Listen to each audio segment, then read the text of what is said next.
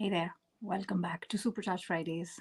If this is your first time, I'm happy you're here. My name is Sonal Behel. I am a career strategist and former HR director, and I help people who are transitioning in their career with courses, coaching, and content. You can check out my website, superchargeyourself.com.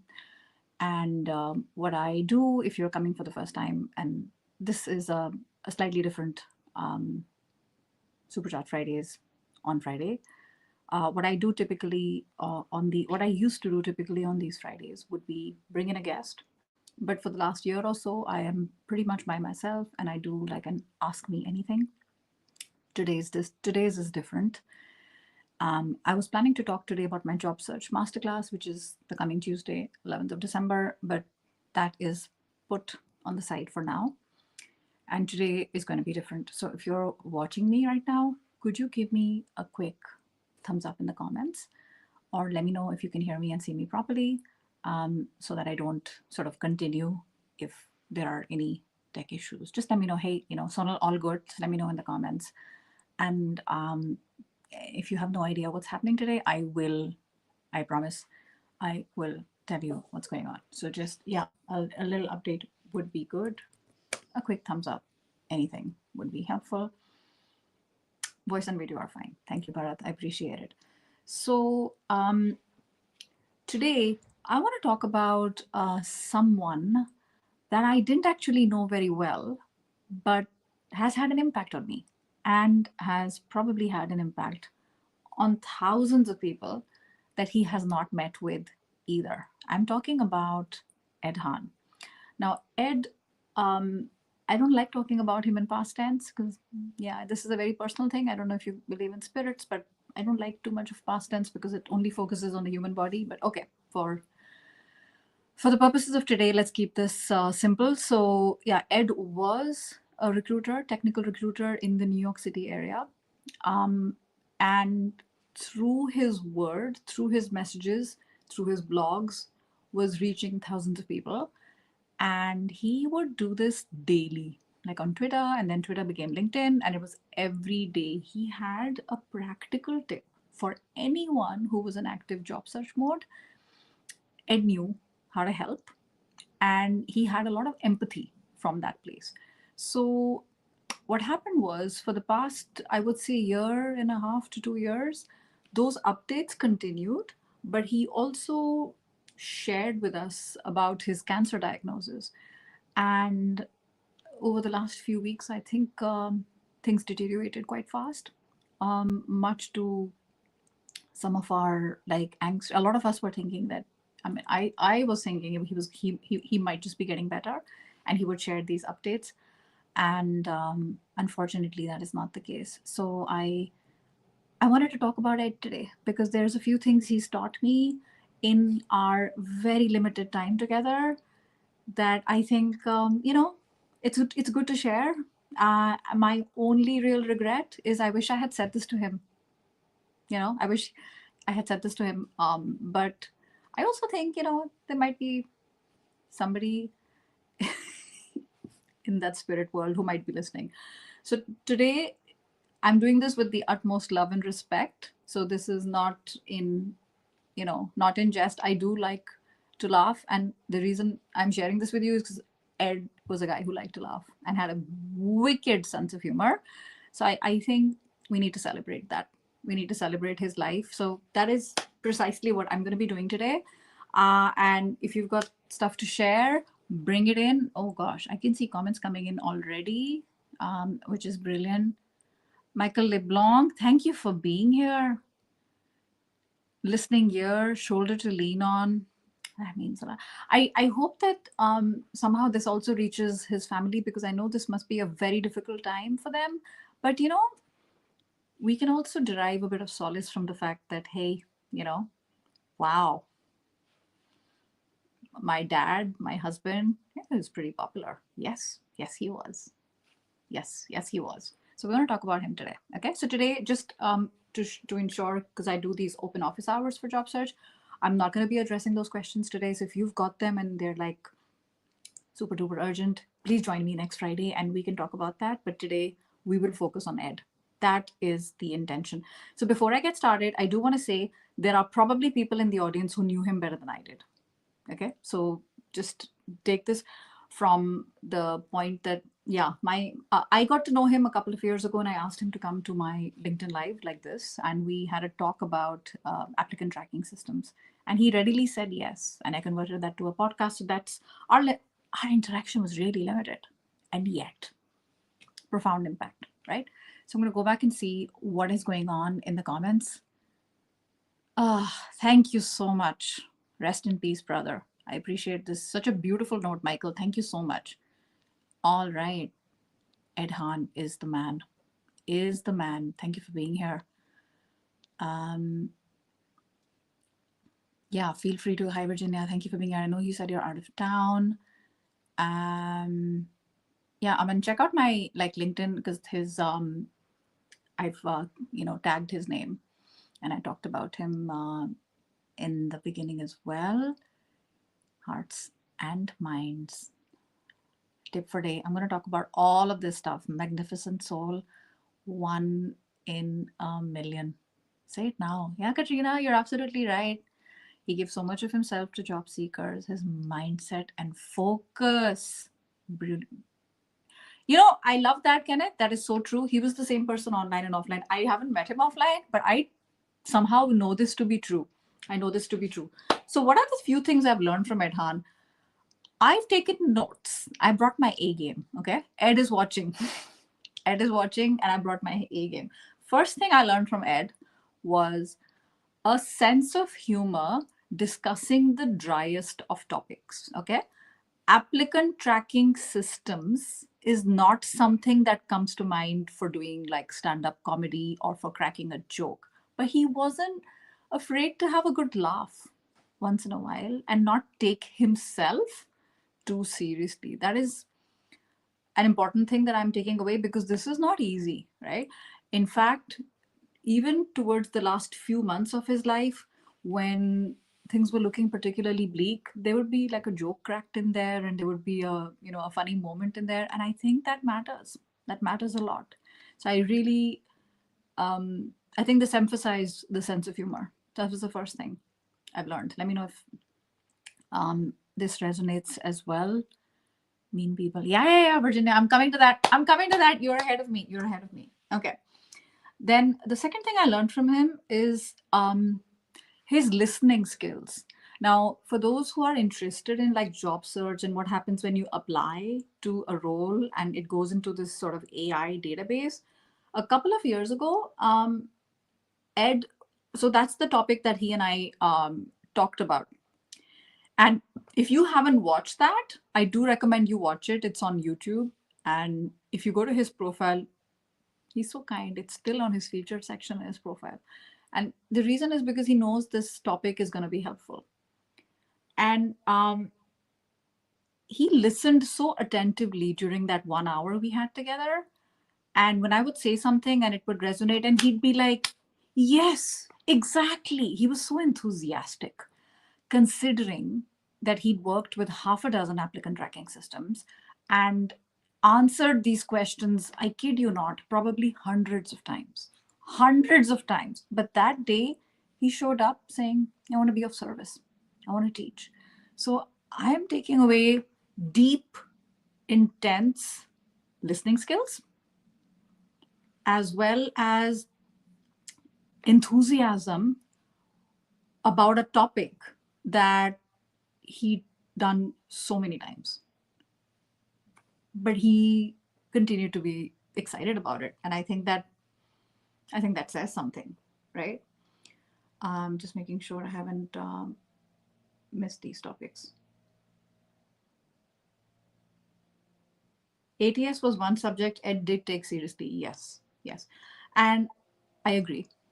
Why? One more thing I want to say is another thing that I learned from him is he educated with kindness about a topic that used to become quite heated and I think is still a very heated topic.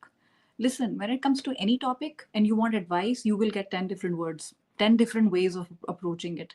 And applicant tracking systems, resumes, LinkedIn, that's no exception. Okay. Um, I don't know if you've seen, but there are posts on applicant tracking systems. There are people out there who are out there with bad intentions. Totally get that. But I'm not talking about that. And just stay with me for a second. There are sometimes very vile comments from established recruiters, established coaches who come across as this is the only way because I know this and there is no other way to approach applicant tracking systems. You don't know anything, you are an idiot. Okay, I kid you not. That's the tone of voice that I have seen many times. And in fact, my latest podcast guest, John Tarnoff, we talk about that on a different thing. I approached Ed, and the reason I did is number one, he'd had an experience with half a dozen applicant tracking systems. Second of all, I found that his voice was a bit more measured out there, and he didn't get personal about these things. He was always focused on the issue and how can I be helpful and how can we get to the bottom of this so that this is not an obstacle. Like, let's get you across because at the end of the day, the topic isn't about the application. The topic is how do we get you a job and get you to start earning again so you can take care of your family. And educating with kindness is the, I think it was his brand. And I never saw like Ed get into like a fist fight, if you know what I mean, like online fist fight. Those are like real skirmishes. And I noticed them getting nasty really soon. And some of these people who wouldn't be afraid to pull the punches. I mean, they were like some pretty established LinkedIn names. Ed never got never got into the dirt like that. I just think he was too classy for that. So my tea's getting cold, but a quick cheers to Ed. If you're drinking, if you're driving, please be careful. If you're having water, if you're, it's morning in the US, your coffee, your tea, cheers, a big cheers to Ed. Mm. Oh, this tea is good. I'm thinking of Ed as I sip it. So I learned about educating with kindness and not, you know, that sort of fist for what is that word? I was listening to a podcast right now. It's like outrage, people who get into this outrage and they just want to like, they smell blood. He was like a lot more zen than that. And he would focus on the issue. He wouldn't focus on the person and not get nasty, not get vile, not get personal. This was not him. And I'm taking that away from him. Uh, exactly. He didn't get ugly, giving person, very professional. Yeah, his focus was his focus. You're very right, Erica. And he wasn't interested in like, there were no like ulterior motive and something else. I still can't believe we're talking about him in past tense. I really thought he was getting better. Uh, yeah, feels we are talking about him in past tense. He did call out bad advice, but that's it. That's what I was talking about. A total class act, David. You get it. You totally get it. Yeah, lots of outpouring of love. I, um, educating with kindness, humility, and willingness to listen. Yes, you're very right, Michael. I couldn't agree more. Oh, oh, this is so beautiful. What else did I learn from him? You know, I just want to talk about brand. We said his brand, educating with kindness. I want to talk about branding for a second because this guy got it. This guy got it. His posts, I think, for donkey's years would end with, "Thanks for coming to my hashtag Ed Talk." Yeah, play on words with TED Talk. A lot of people will say hashtags are dead, and I don't want to get into the tactics of it. But if you do hashtag Ed Talk today, he's no more. You will see hundreds, probably thousands of posts. Not just because he's, passed on, but his body of work. So if you are someone who talks on LinkedIn, who shares on LinkedIn regularly, um, you don't need 30 hashtags. You don't need 10. I don't even think you need five. You probably need like one or two. And one of them, like a signature one, I think he did hashtag EdTalk, hashtag tip for day. So, like a tip of the day to help job seekers. And I used to love those. And I'm so glad I did tell him this when he came to my LinkedIn Live because they used to be short but pack a punch. There was a lot he would say in very limited characters. I think it was coming from his Twitter days because he'd keep these things brief. I'm sorry, this is just bothering me a bit. I'm just gonna close the curtain a bit. It's not like usually sunny in Belgium. We're getting the sun. I'd like to think it's in Ed's honor that we have sun on a very dreary, otherwise, on a very cloudy day. So yeah, branding, hashtag EdTalk, hashtag tip for day, and hashtag, when he was keeping us updated, he didn't have to. He kept us updated on how his, how his how his chemotherapy was going, how his radiation was going. They plugged in the catheter, they took out the catheter. I mean, we were learning along with him what this was like, right? Um, and for those posts, he used to have hashtag unplugged, but the ED in the end was capital ED. Play on words again. Very clever, Ed. Well done, well done. So I'm taking the branding part, which I find that he just got. And I think somebody else was saying in one of the comments, when you would think of recruiter, you would think of Ed. So learning this from him, right? And for you who are watching today, think about what is that like when people think of me, when you think about yourself, right? When people think of me, what do I want them to think about? To some extent, that's not in your control, but to some extent, it is. And how? It's what you say, who do you say it to, and how often do you say it. Ed got that, and because he did it over and over, there's people who just said, yeah, when you think of recruiting, you think of Ed. When you think of a technical recruiter, when you think of ATSs, you think of Ed. Why? He let his work do the talking. He didn't say, hey, think of me when you think of recruiter. It just was him. You know what I mean? There was no separation. So I don't know if if he realized it, but he just nailed it when it came to the branding part, when it came to the personal branding. I don't know if you agree with that. If this is sort of resonating. Hey, Jennifer, thank you for being here. He's a co-worker, Michael. Oh, I'm so sorry to hear that. You lost a co-worker and a friend. Oh, I'm so sorry. I'm sorry for your loss. Hashtag EdTalk. Yeah. He pulled back the curtains as a recruiter, like what's going on behind the scenes. That is a very, very, very true.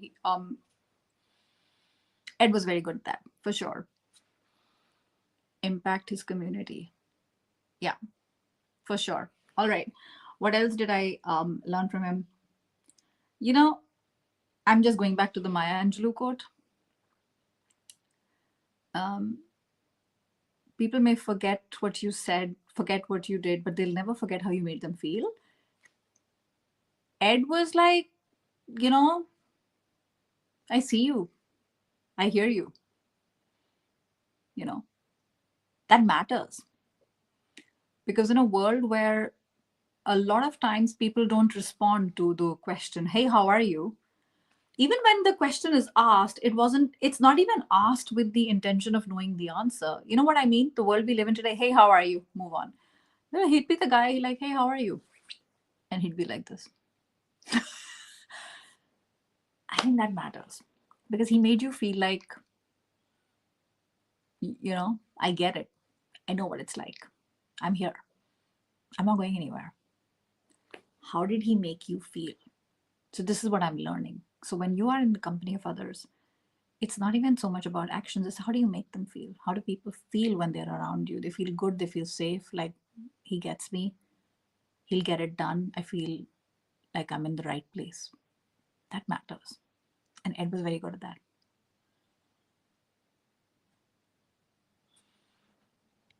Radically generous.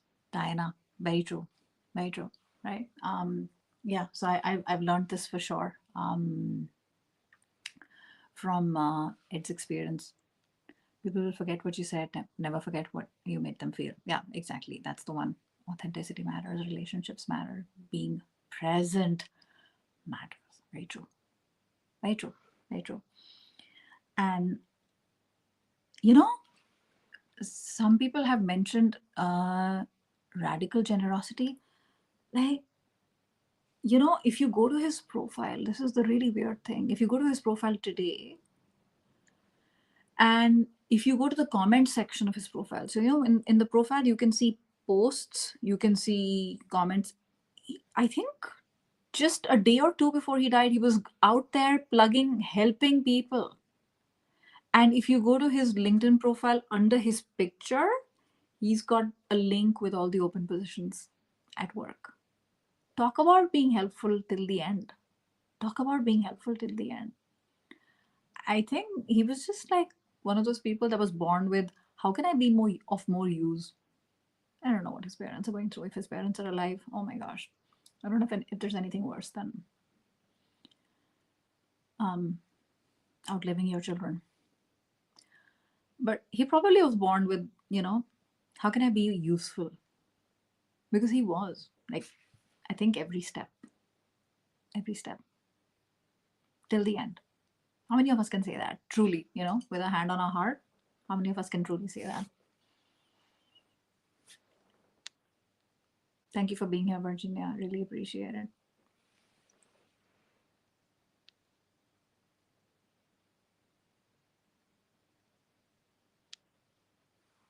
I think a very important thing, Phil, that we're taking away. Just need to know. We never know when our last day will be. Oh my gosh, I think you're gonna make me cry. Very true, Phil. Hi, Sarah. I remember when he started at Talk. I don't remember who told him he should do it, but he loved it and he adopted. Oh, did he ever? Did he ever? Did he ever? Ed made you want to give more than you were already giving. Be more open than you are. Very good. I think just he just made you want to be a better person. Yeah, that's very true. That's very true. You don't have to be a different person at work. Yeah, yeah. Be who you are. He shared his music with us. Yeah, I love that. Um, have I missed anything? Yeah, the last thing I learned from him is never do it alone. Whatever you're doing, don't do it alone. We still live in a world where, like, I have known relatives who had cancer and nobody knew till it was too late, which means that, you know, if you think about it, that also deprives loved ones of, or not even loved ones, sometimes you have your first sort of inner circle and then you have people around, they still care about you, right? But it deprives them of the chance to be there for you because it means something to them as well. Ed wasn't afraid to share. He's not asking for help because he had, fortunately, healthcare, right? He had family to take care of him and all of that. But he was just sharing it because, yeah, every time he would share, there would be like hundreds of likes because that just shows you the impact of how much people cared about him and how much he meant. So I think he kind of just destigmatized what it was like to live with colon cancer. And there were times he would, like, have an article or have a post, something useful. He would share what happened at the hospital. You would, you have a very rare, like, in those posts, I don't think anybody had, was insensitive and he said, oh, this belongs on Facebook. What is this? But I would say, he became like a very dear work friend and you want to know how they are doing, right? Inside and outside the office.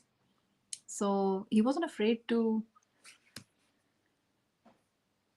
share the good, the not so good, and the really dark parts of being human.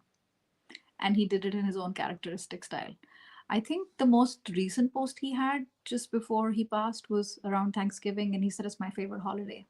My mom makes this amazing turkey with chestnut sauce. I think that's what he said. See how specific those things are he shared, and I'm remembering them. That also tells you his storytelling. And he said, I've been a little bit low lately. Maybe he knew something was, maybe he sensed it. And he said, but I got this playlist to, help me. And he shared that playlist. And he said, the best person around is my wife. And he appreciated her. Maybe he knew what was coming.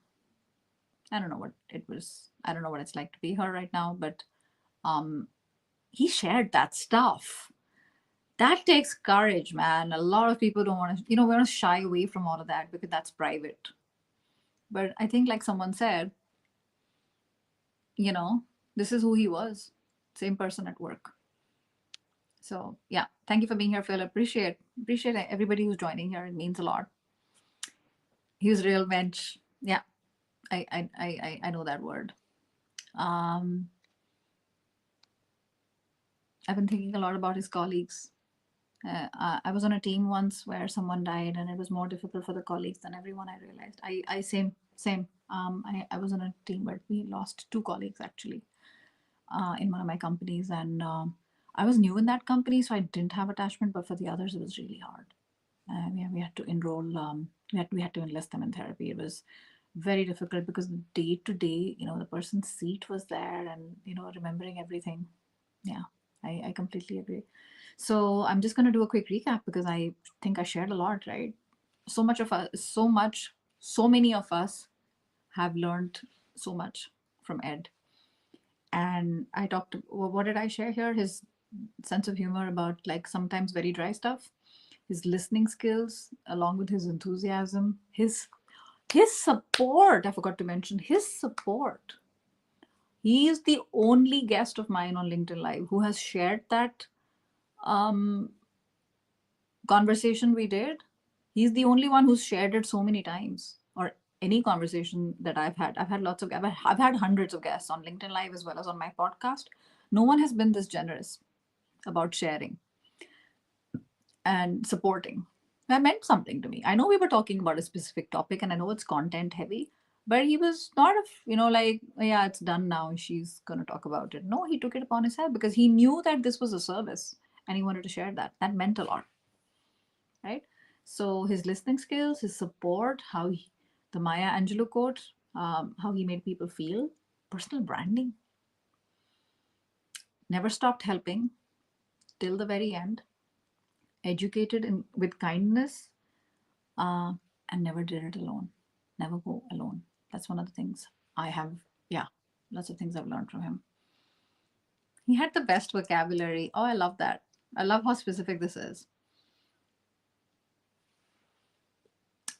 So, Michael is a colleague of Ed's, and he's sharing a smile freely given, shared, lightens loads, heals wounds, bringing joy, a ray of hope, touching heart. It's beautiful. Benediction, a moment frozen in time, treasured forever. Yeah. And he always had a smile. Thank you, Michael. And you made this yourself. This is so beautiful. Thank you for sharing it here. Hi, Lisa. We were talking about Ed when you were here in Brussels last month. Ed's legacy will live on. Yeah, for sure. Thanks, Lisa. So, yeah, thank you for tuning in. Thank you for being here and for, yeah, talking about Ed and sharing your favorite Ed memories.